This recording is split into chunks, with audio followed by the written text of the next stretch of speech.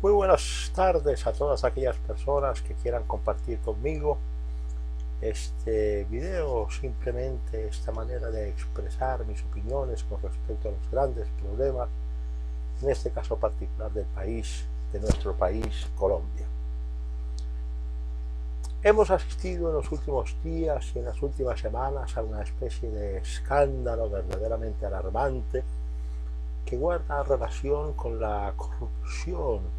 excesivamente alta, excesivamente grande, casi aplastante de nuestra clase dirigente,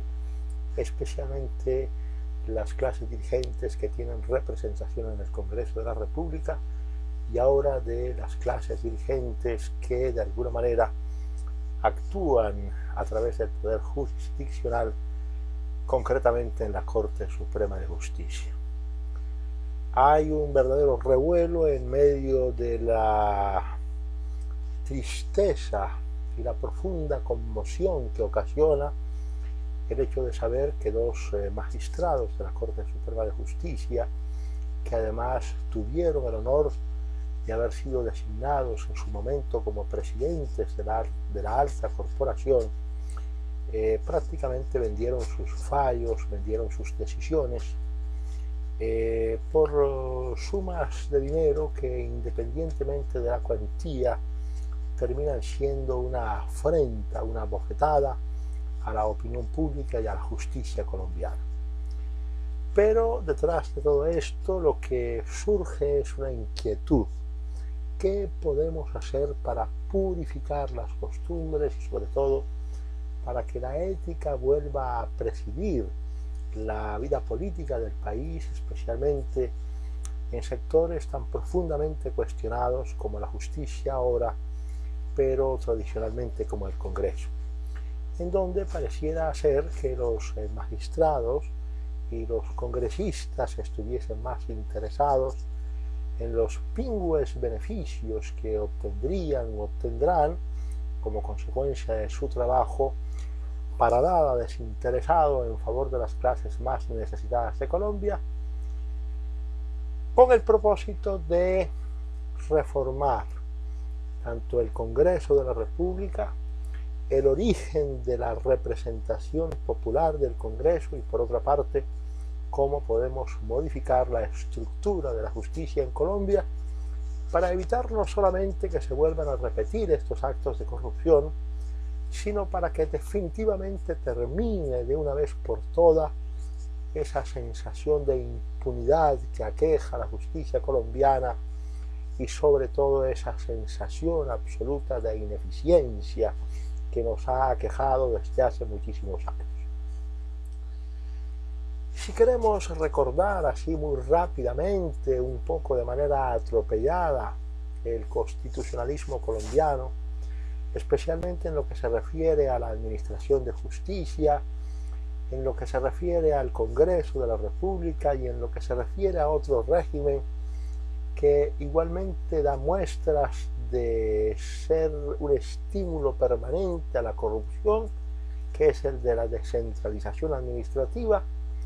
tendríamos que remontarnos al año 1886, cuando se expide la Constitución política de ese año, previamente discutida, debatida y finalmente aprobada por el Consejo de Delegatarios. Ya en ese año se habló de que Colombia era una república unitaria, pero administrativamente descentralizada, y en el capítulo correspondiente al poder público se establecía que el poder público estaba dividido en tres grandes ramas: la ejecutiva, la judicial y la legislativa, que si bien era cierto que se constituían como ramas del poder público totalmente independientes, esas ramas del poder público debían colaborar entre sí para que el Estado pudiese cumplir con los fines a los que éste estaba llamado en última instancia. La Constitución de 1886 estuvo vigente hasta 1991, es decir, que estuvo durante más de 100 años vigente, a pesar de que se introdujeron unas reformas importantes en 1910, en 1936, durante la primera administración de Alfonso López Pumarejo, en 1945, cuando prácticamente fenecía la administración Alfonso López Pumarejo también, pero en este momento encabezada por Alberto Lleras Camargo, que había sido el primer designado a la presidencia de la República durante la segunda administración de López, y finalmente las modificaciones que se introdujeron en el referendo plebiscitario de 1957 y la reforma de 1968, que fue la primera gran reforma importante que se dio a la descentralización administrativa y al fortalecimiento de las entidades territoriales, tales como los departamentos y los municipios. Pero en este caso particular nos interesa hablar del poder jurisdiccional del Estado. En 1970 o en la década de 1970, primero cuando Álvaro Gómez Hurtado fue candidato presidencial en 1974, y después desde las páginas editoriales del diario El Siglo, del cual era el director, Álvaro Gómez levantaba su voz autorizada para denunciar lo que él percibía como un clima de lacerante impunidad que de alguna manera era garantizada por la justicia colombiana a través de su ineficiencia y, por qué no decirlo desde entonces, de su lenidad, es decir,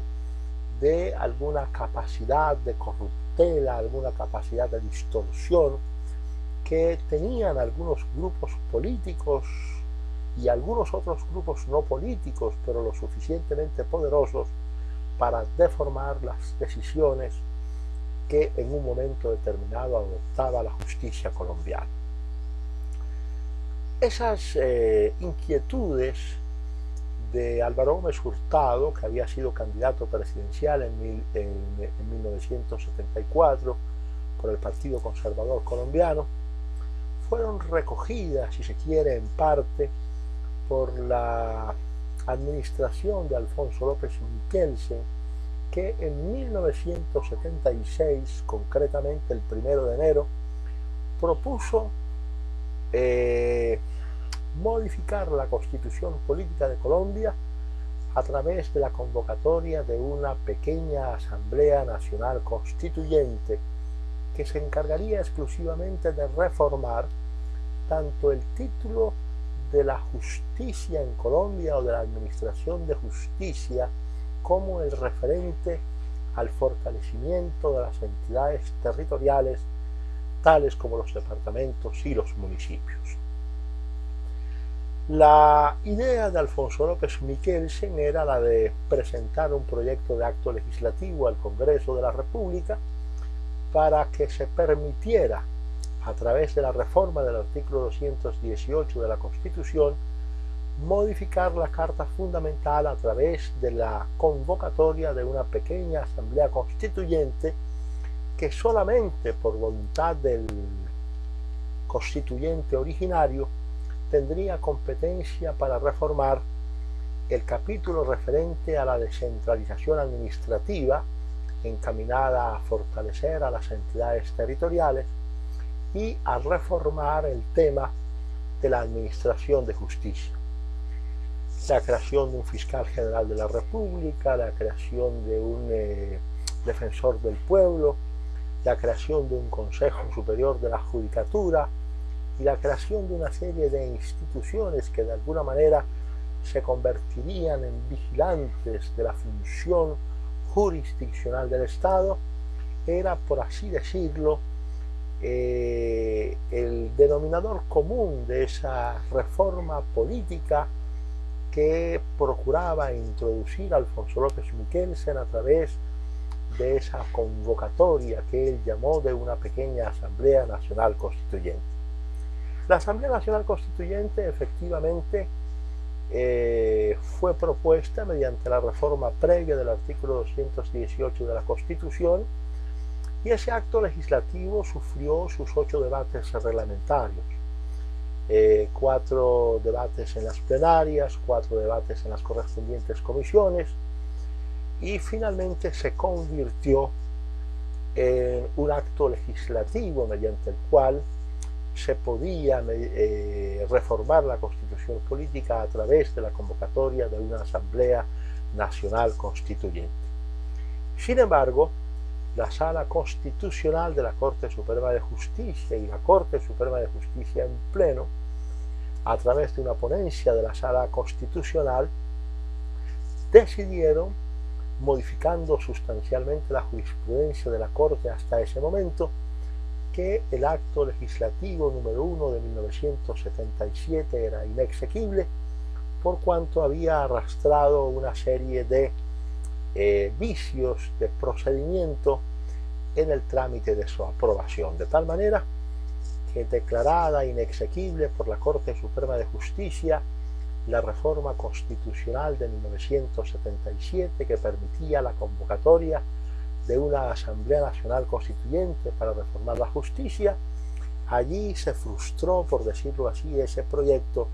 del entonces gobierno presidido por Alfonso López Miquelsen. Sin embargo, el gobierno siguiente, presidido por Julio César Turbay Ayala, propuso, ya no a través de la figura de una convocatoria de la pequeña Asamblea Constituyente, sino directamente al Congreso de la República, por vía de la presentación de un acto legislativo, una reforma que contenía los elementos esenciales que se pretendían introducir mediante la reforma de la pequeña Constituyente de 1977. Se habló, Álvaro Gómez fue uno de los grandes ponentes de la reforma del año 78 y 79, de la creación del Consejo Superior de la Judicatura, de la creación de un Fiscal General de la República, de la creación de un Defensor del Pueblo y, en fin,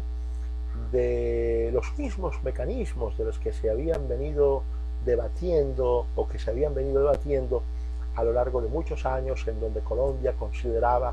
de urgencia capital modificar el tema de la justicia en Colombia. Ese acto legislativo fue presentado al Congreso de la República por el gobierno del presidente Turbay Ayala, fue discutido, fue debatido, fue aprobado, fue convertido en una reforma constitucional en el año 1979 mediante el acto legislativo número 1 de ese año, pero desafortunadamente para la justicia colombiana y para los intereses de la justicia colombiana y de la purificación de la justicia colombiana, la Corte Suprema de Justicia, que para entonces era el guardián supremo de la Constitución Política de Colombia, declaró nuevamente, previa ponencia de la Sala Constitucional de la Corte, declaró la inexequibilidad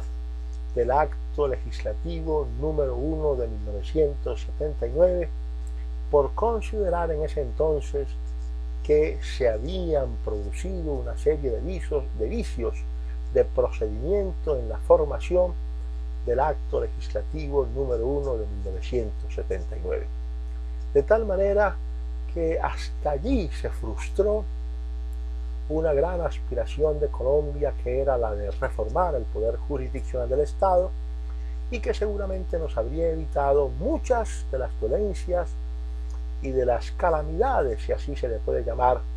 que hoy estamos viviendo los colombianos ante esta especie de espectáculo casi terrorífico de la corrupción en el poder judicial del Estado. Pasaron unos años en que se intentaron nuevas reformas constitucionales, pero esas nuevas reformas constitucionales se frustraron directamente por decisión del mismo Congreso de la República, que no las aprobaba, que no votaba con la mayoría suficiente para que esos proyectos se convirtieran en actos legislativos, hasta que prácticamente llegamos al fatídico año de 1989,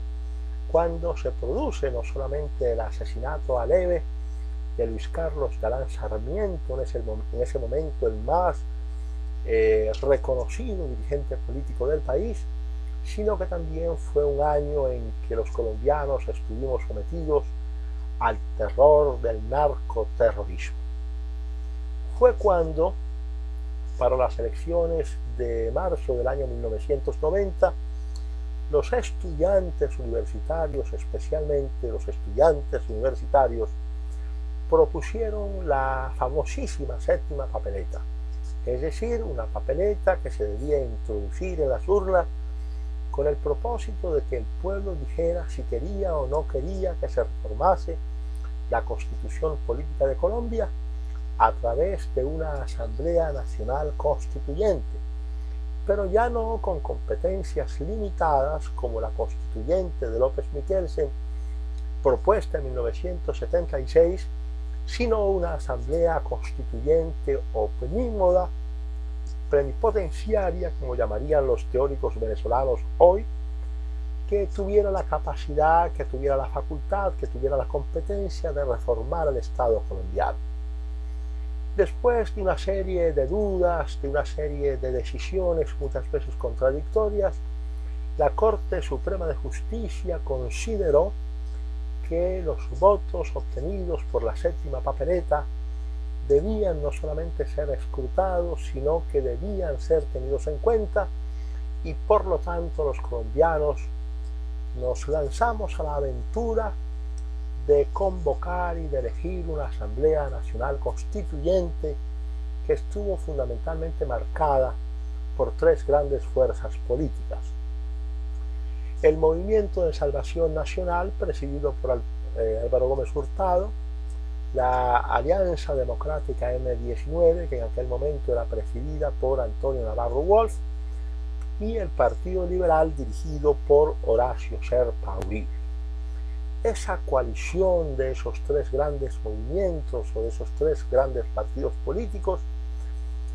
dio como resultado la redacción de la Constitución Política de 1991, que evidentemente produjo una serie de cambios fundamentales, una serie de cambios sustanciales en la Constitución, y nos dio instituciones completamente novedosas en el derecho colombiano, como por ejemplo la creación de un Consejo Superior de la Judicatura, encargada a través de dos ramas distintas, una de administrar la justicia y la otra de convertirse en una especie de tribunal de disciplina o disciplinario frente a las actuaciones tanto del poder jurisdiccional como de aquellas personas que participaban en el poder jurisdiccional. Se creó la Corte Constitucional, que estaba encaminada fundamentalmente a decidir exclusivamente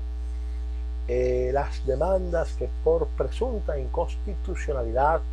se pudieran presentar contra las leyes, los decretos legislativos y los mismos actos legislativos cuando estos estuviesen viciados de inconstitucionalidad por vicios de procedimiento en su formación. Asistimos pues a la creación en 1991 de un andamiaje novedoso que nos permitía confiar con la mayor pureza, diría yo, en las instituciones políticas a partir del año 1991. También se revocó el Congreso, el mandato de los congresistas fue revocado para que en ese entonces hubiese una renovación de la clase dirigente que desafortunadamente, por razones que todos conocemos, no se produjo. Como tampoco se produjo esa gran reforma de la justicia, porque independientemente de esa circunstancia hubo una serie de factores que hicieron que la crisis de la justicia empeorara, y las grandes denuncias de Álvaro Gómez Hurtado sobre impunidad, sobre ineficiencia de la justicia, sobre corrupción en la justicia, terminaran convirtiéndose en un monstruo que definitivamente no supimos cómo manejar en su momento. Lo cierto es que con esas instituciones precarias, con esas instituciones de alguna manera en estado embrionario y mediante su evolución paulatina, hemos podido trasegar durante estos últimos años especialmente hasta este año luctuoso, si se quiere utilizar el término del 2017, cuando descubrimos para nuestro propio pasmo y para nuestro propio escándalo que la Corte Suprema de Justicia está permeada por una serie de actividades de corruptela o de corrupción frente a fuerzas definitivamente oscuras, especialmente enquistadas en el Congreso, que han querido distorsionar la justicia colombiana a través de la distorsión o de la manipulación de la voluntad de los magistrados y por lo tanto han provocado una distorsión absoluta en la justicia colombiana y en la realidad social colombiana. El hecho es que nuevamente estamos ahora empeñados en una nueva reforma a la justicia, sin saber si esa reforma la podríamos hacer por vía del Congreso de la República, mediante la presentación de un proyecto de acto legislativo o mediante la presentación de un acto legislativo que nos permita, o mediante la presentación de los requisitos que la Constitución exige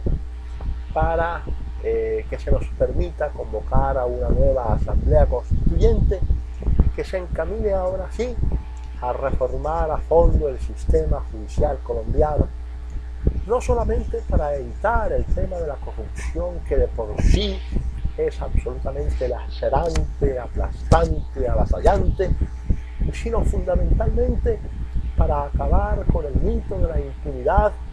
y acabar con el mito de la ineficiencia en la justicia colombiana, por cuanto se sabe que un Estado, una sociedad que no es capaz de ofrecer como servicio público fundamental el de la justicia, podría fácilmente terminar siendo en el corto o en el mediano plazo un Estado fallido. De tal manera que ahora el gran interrogante que tiene la nación es qué hacer para reformar el tema de la justicia, para evitar que tanto el Congreso de la República como la Corte Suprema de Justicia y posiblemente las otras cortes participen de esa especie de bacanal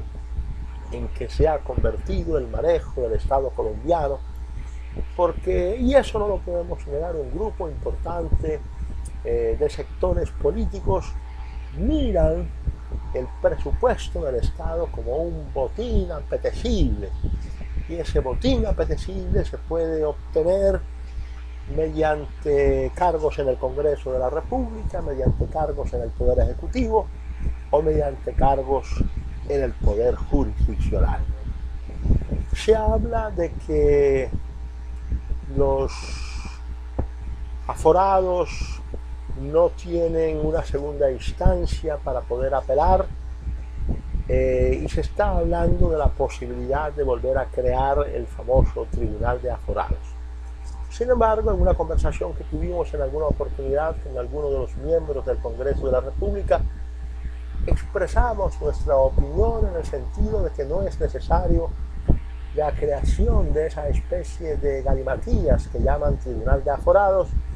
sino que sería suficiente que a la Corte Suprema de Justicia se le introdujera una sala de apelaciones que tuviera competencia para revisar en sede de apelación las decisiones tomadas por la misma Corte Suprema de Justicia en sentencias de primera instancia. Así está organizada la Corte Penal Internacional y así podría estar organizada la Corte Suprema de Justicia. Pero ya como a título de conclusión podríamos decir que sería importante para el derecho público colombiano y para la sociedad colombiana que pudiéramos tener no muchas cortes, sino una sola Corte Suprema de Justicia, un solo Tribunal Supremo de Justicia, como se le quisiera llamar, que dividido en varias salas cumpliese sus distintas funciones, pero al mismo tiempo que sería mucho más manejable, habría una mayor seguridad jurídica, Y ese tribunal o esa sola corte, que podría ser la Corte Suprema de Justicia, con su sala constitucional, con su sala administrativa, con su sala penal, con su sala civil, con su sala laboral, podría ser la encargada de administrar la justicia en Colombia con un poco de más eficiencia, y a los colombianos nos podría quedar sin lugar a dudas una sensación de que no vamos a quedar en la más absoluta impunidad como actualmente. De tal manera que amigos de Barranquilla, de Colombia, de cualquier otra parte de América, entendamos que los colombianos estamos en este momento abocados a pensar seriamente en la necesidad de reformar a fondo nuestras instituciones judiciales, el poder jurisdiccional del Estado. No podemos permitir que esta barca naufrague, porque con ella también puede naufragar la incipiente, la precaria democracia colombiana, y con ello tendríamos que pagar un alto precio por esa corrupción galopante, aberrante, lacerante, avasallante, que definitivamente nos carcome como un inmenso cáncer a todo el organismo social. Muchísimas gracias y hasta pronto.